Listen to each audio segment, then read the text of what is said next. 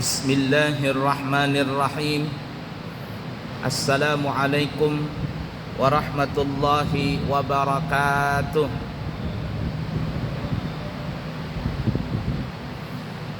Alhamdulillahi rabbil alamin.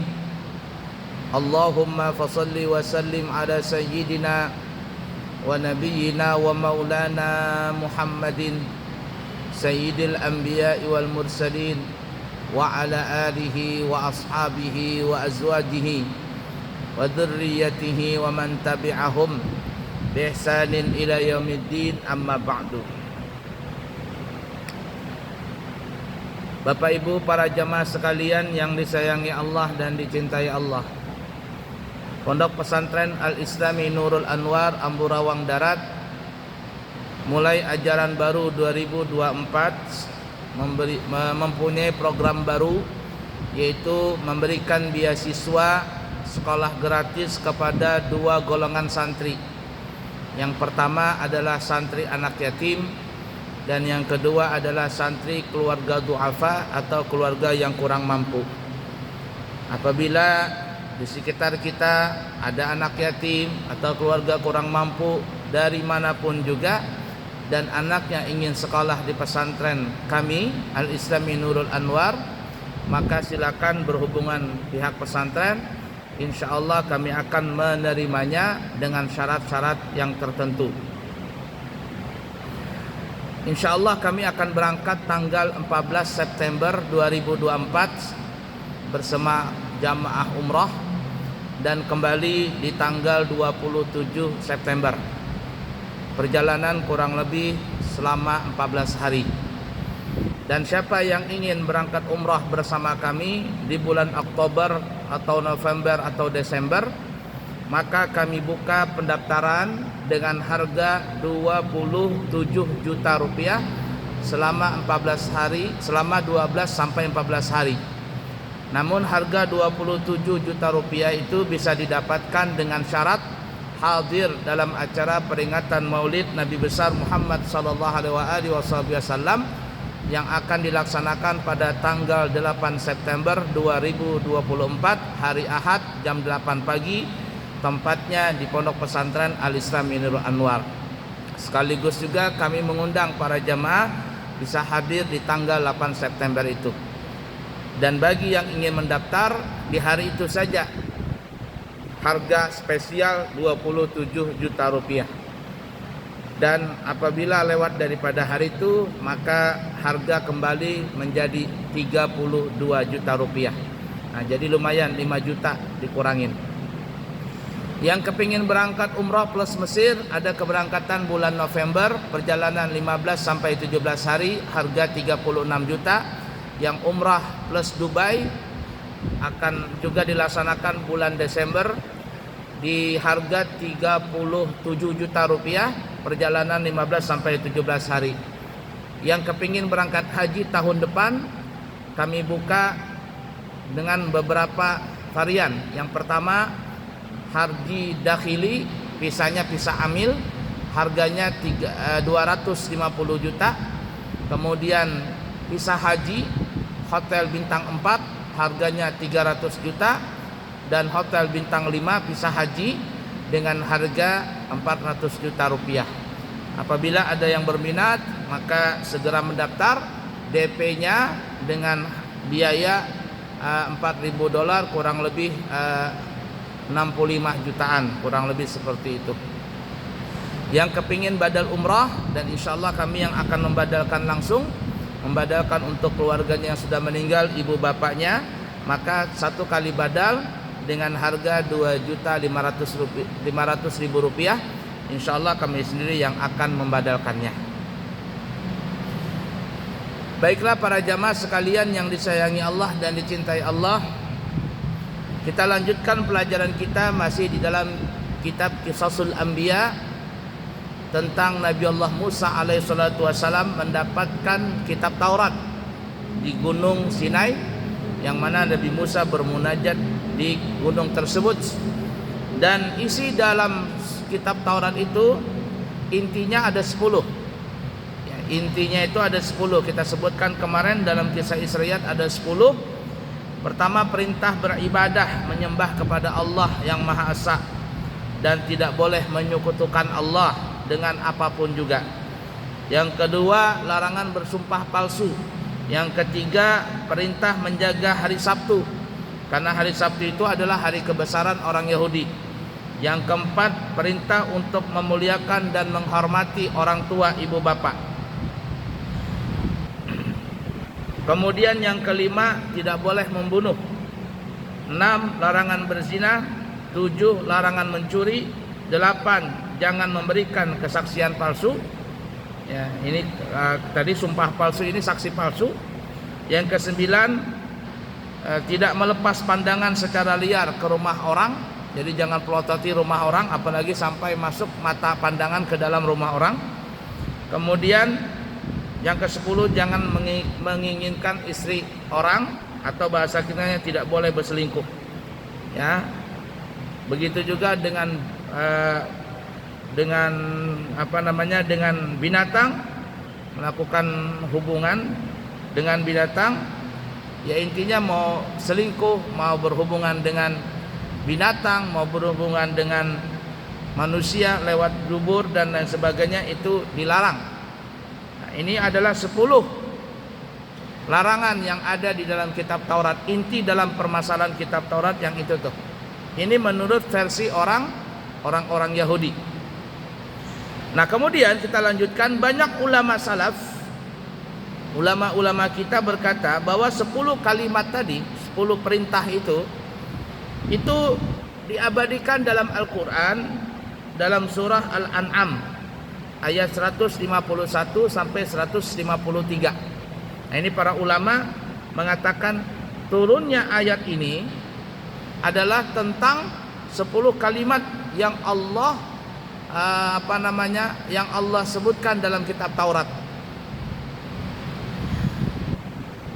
Dalam surah Al-An'am ayat 151 sampai 153, Allah Subhanahu wa taala berfirman, A'udzu billahi minasy syaithanir rajim. Qul ta'alu atlu ma harrama rabbukum 'alaikum alla tusyriku bihi syai'an wa bil walidaini ihsana wa la taqtulu awladakum min imlaq nahnu narzuqukum wa iyyahum ولا تقربوا الفواحش ما ظهر منها وما بطن ولا تقتلوا النفس التي حرم الله إلا بالحق ذلكم وصاكم به لعلكم تعقلون ولا تقربوا مال اليتيم إلا بالتي هي أحسن حتى يبلغ أشده وأوفوا الكيل والميزان بالقسط لا نكلف نفسا إلا وسعها وإذا قلتم فاعدلوا ولو كان ذا قربى وبعهد الله أوفوا ذلكم وصاكم به لعلكم تذكرون وأن هذا صراطي مستقيما فاتبعوه. Para ulama salaf mengatakan ayat 151 sampai ayat 153 dalam surah Al-An'am ini berkaitan dengan 10 kalimat yang ada di dalam kitab Taurat. Katakanlah wahai Nabi Muhammad, marilah kubacakan apa yang dia haramkan atasmu oleh Tuhanmu, apa yang dia haramkan oleh kalian, apa yang diharamkan kepada kalian oleh Tuhan kalian, yaitu janganlah mempersekutukan sesuatu dengan Dia Allah. Berbuatlah baik terhadap kedua orang tua, ibu dan bapa, dan janganlah kamu membunuh anak-anakmu karena takut kemiskinan. Jangan membunuh anak. Zaman dulu orang membunuh anak setelah lahir karena mereka khawatir tidak bisa memberikan nafkah kepada anak. Zaman dulu, zaman jahiliyah, zaman Bani Israel juga ada seperti itu. Jangan bunuh anak. Tapi ada yang bunuh anak takut miskin dan membunuhnya setelah anak itu lahir. Nah, zaman sekarang sebelum anak lahir sudah dibunuh, alias aborsi, dengan bermacam-macam alasan untuk menggugurkan janin tersebut. Maka orang sekarang ini adalah lebih kejam daripada orang zaman dulu, karena masih janin dalam perut sudah dibunuh janin tadi. Janganlah kamu membunuh anak-anakmu karena takut miskin. Kami akan memberikan rezeki kepadamu dan kepada mereka, yakni anak-anakmu. Dan janganlah kamu mendekati perbuatan-perbuatan yang keji, baik yang nampak di antaranya maupun yang tersembunyi. Dan janganlah kamu membunuh jiwa yang diharamkan Allah, membunuhnya melainkan dengan sebab yang benar. Jangan membunuh, baik membunuh orang atau membunuh diri sendiri. Bunuh diri nggak boleh, begitu juga bunuh orang. Illa bil haq, kecuali membunuh karena ada urusan yang hak, yang benar. Apa contohnya? Seperti dalam peperangan, seperti ada hukum rajam. Nah, ini tidak dilarang kalau memang sudah diputuskan oleh pengadilan bahwa si terdakwa ini telah melakukan kejahatan yang dimestikan baginya untuk dibunuh. Maka pada saat itu apabila ada algojo membunuhnya, algojo ini tidak kena sanksi apa-apa.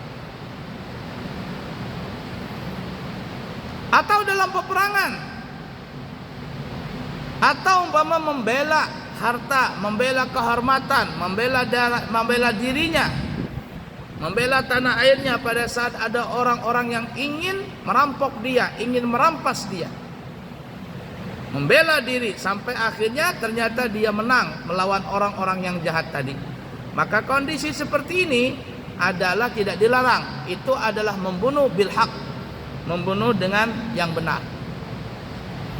Tapi kalau tidak ada yang benar, cuman hanya percekcokan masalah kehormatan, masalah hutang, apalagi masalah senggol-senggolan, naudzubillahi min dzalik, senggol-senggolan di jalan sampai bunuh-bunuhan, ini dilarang oleh Allah.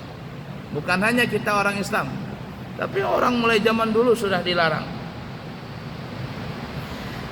Demikian itu yang diperintahkan oleh Tuhanmu kepadamu, supaya kamu memahaminya. Dan janganlah kamu dekati harta anak yatim kecuali dengan cara yang lebih bermanfaat, alias jangan makan harta anak yatim secara zalim. Tapi kalau yang tidak secara zalim, ya artinya tidak secara zalim, maka tidak ada apa-apa. Ada orang mempunyai panti asuhan, dia mengelola panti asuhan di situ.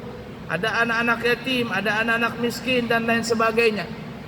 Lalu ada orang menyumbang ke panti asuhan tersebut dengan bermacam-macam sumbangan. Apabila si pengelola anak yatim ini, artinya panti asuhan tadi, mengelola harta tadi dengan secara baik, dan dia ikut juga makan di situ dengan ma'ruf, dengan yang baik, alias ada gajinya, diambil gajinya dia. Dia makan di situ ikut dengan makan sama anak yatim, silakan. Tapi kalau secara zalim, arti secara zalim ini, ya ini bahasa kitanya korupsi. Anak yatimnya dikasih makan ikan asin, dia makan ayam. Anak yatimnya disuruh jalan kaki, dia naik motor. Anak yatimnya naik mobil pickup, dia naik mobil Mercy. Ini bisa kena ini. Kalau dia menggunakan fasilitas tadi yang berlebihan, dari harta anak yatim, maka ini namanya zulma, secara zalim mengambilnya. Dulu ada Alkisah, sekelompok orang naik kapal di tengah laut. Nahkoda kapal ini ingin masak.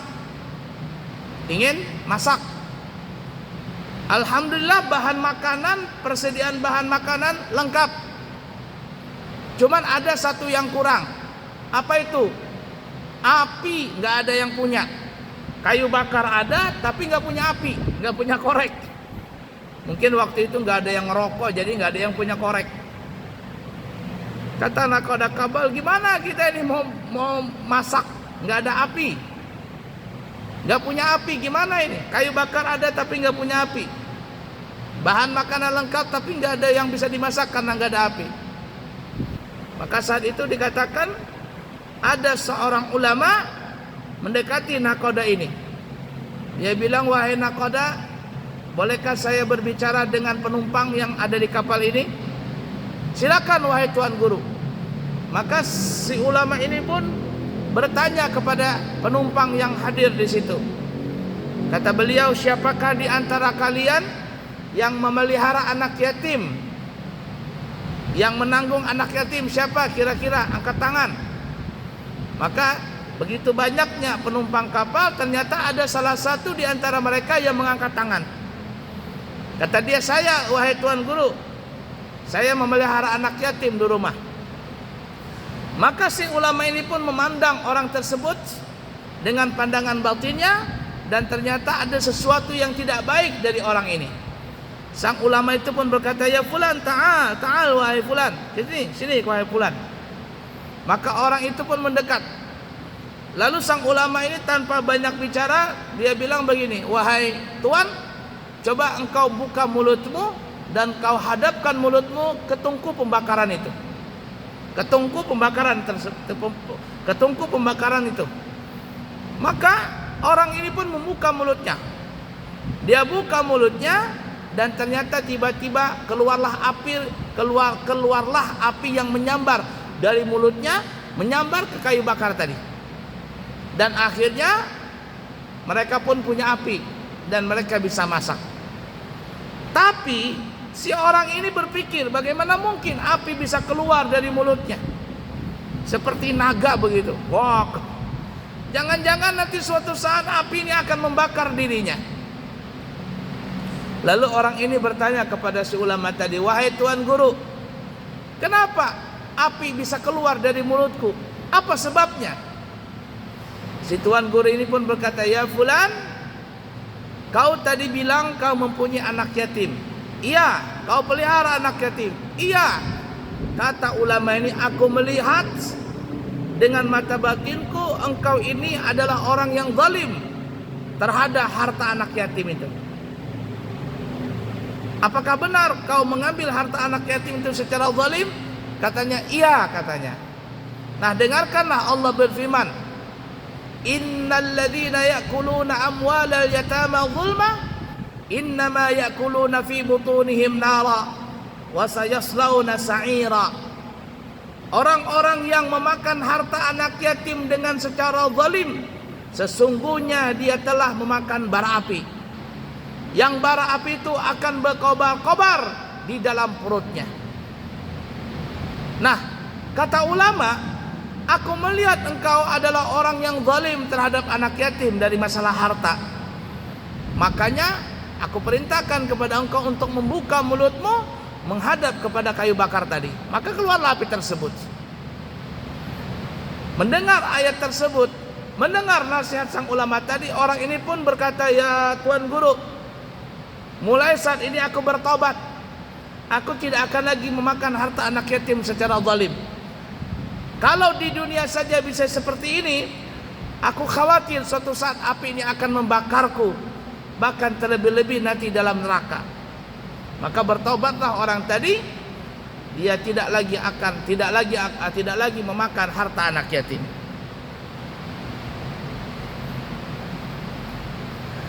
Kita lanjutkan. Demikian yang diperintahkan oleh Tuhanmu kepadamu supaya engkau memahaminya.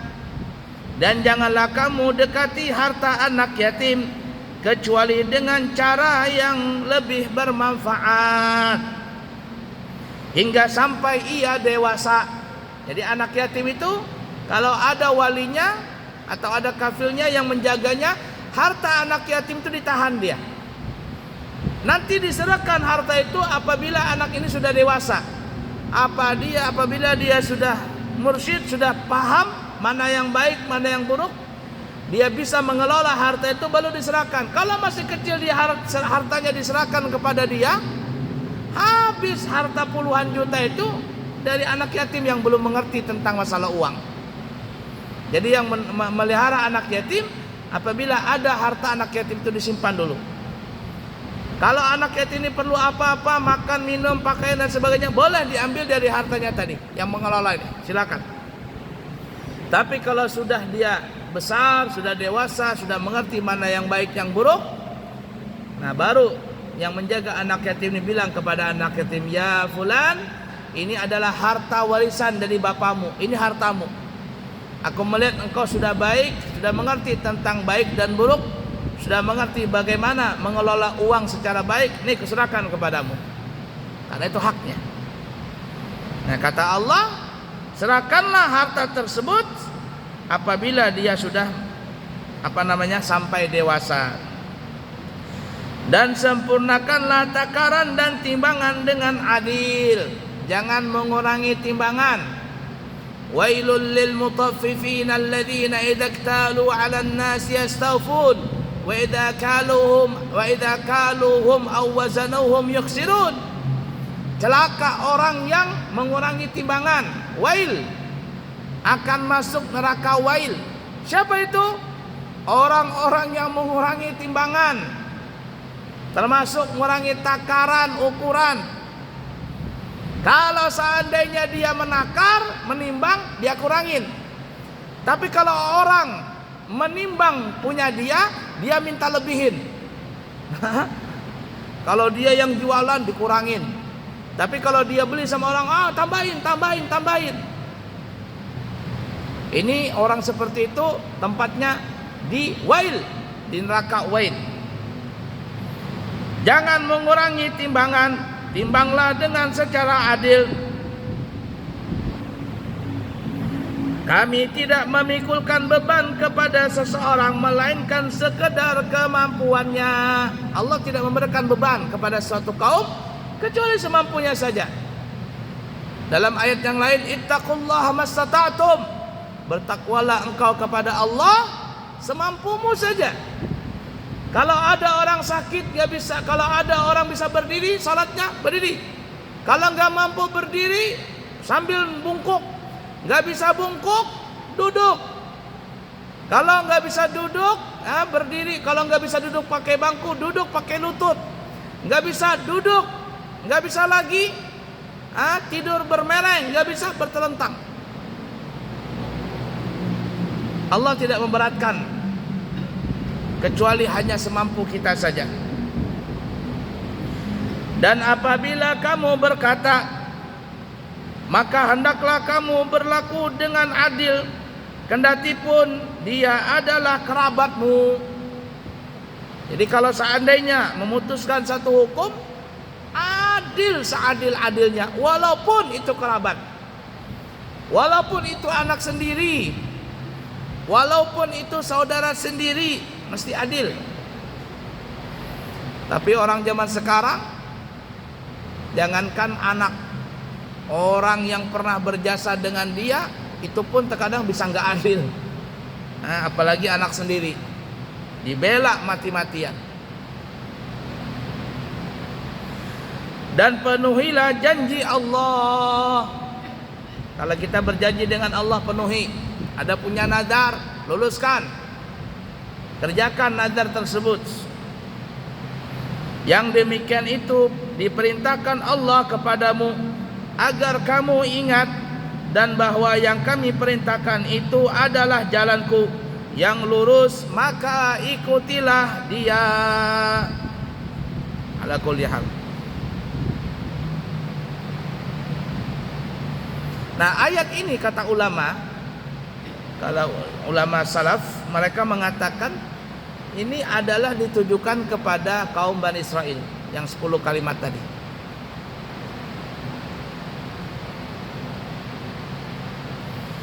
Kemudian Al-Imam Ibnu Katsir juga menyebutkan, para ulama juga mengatakan Allah Subhanahu wa taala tidak hanya memberi 10 kalimat tadi, 10 inti dalam permasalahan kitab Taurat kepada Nabi Musa, namun Nabi Musa juga mendapatkan banyak wasiat dan berbagai macam-macam hukum. Nah, cuman yang 10 tadi ibarat kata intinya, undang-undangnya. Nah, yang kita sebutkan pada pertemuan yang lalu, kitab Taurat itu bahasanya bahasa Ibrani.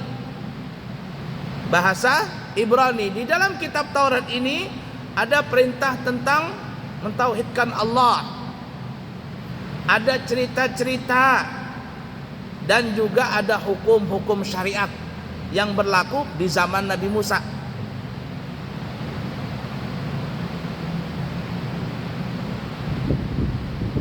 Ya, syariatnya berbeda. Zaman Nabi Musa, kalau ada kena najis, pakaian yang kena najis tidak bisa dicuci, mesti dipotong. Zakat tidak boleh diterima, tidak boleh dimakan zakat tuh. Kurban tidak boleh dimakan.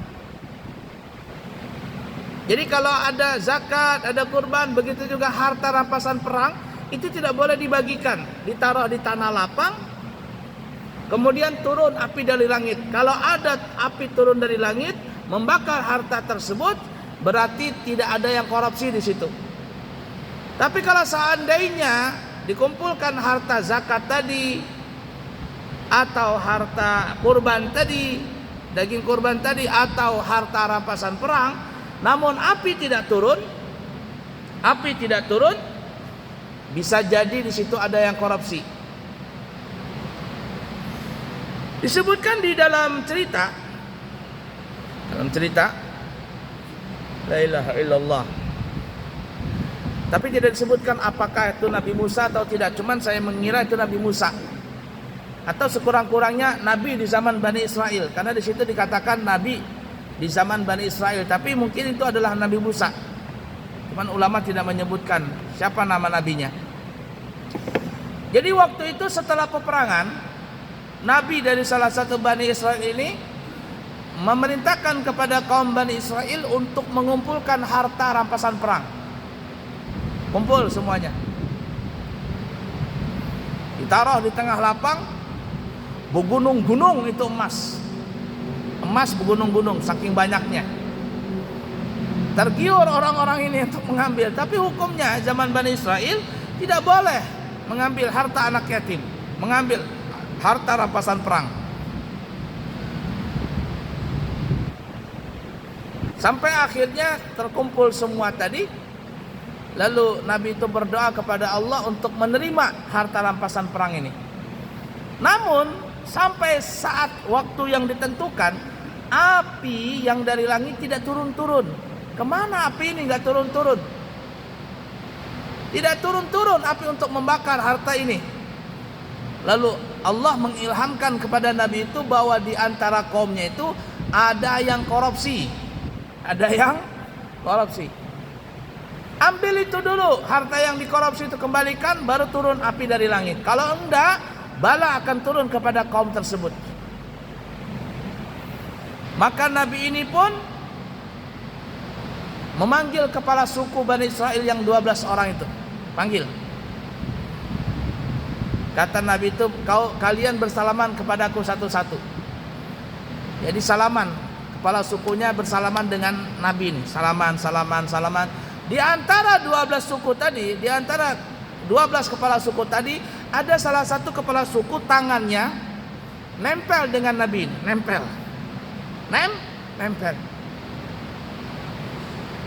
Kata Nabi Bani Israel ini, wahai kepala suku, di antara rakyatmu, di antara kaummu ada yang korupsi. Kumpulkan seluruh sukumu, kumpulkan seluruh rakyatmu. bersalamanlah denganku satu-satu. Maka dikumpulkanlah kepala suku ini mengumpulkan rakyatnya, kumpul semua, baris. Diperiksa satu-satu, ada yang ketinggalan, ternyata nggak ada, beres semuanya, lengkap. Maka Nabi ini pun memerintahkan untuk bersalaman kepada dia satu-satu, salaman.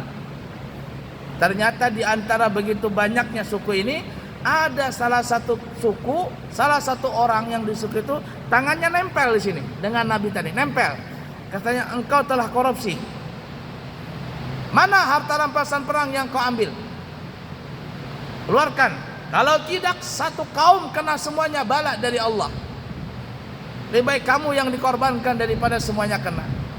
Maka akhirnya orang ini pun mengaku dan dia mengeluarkan harta rampasan perang. Apa yang dia ambil? Yang dia ambil adalah emas. Berapa banyaknya emas yang dia ambil?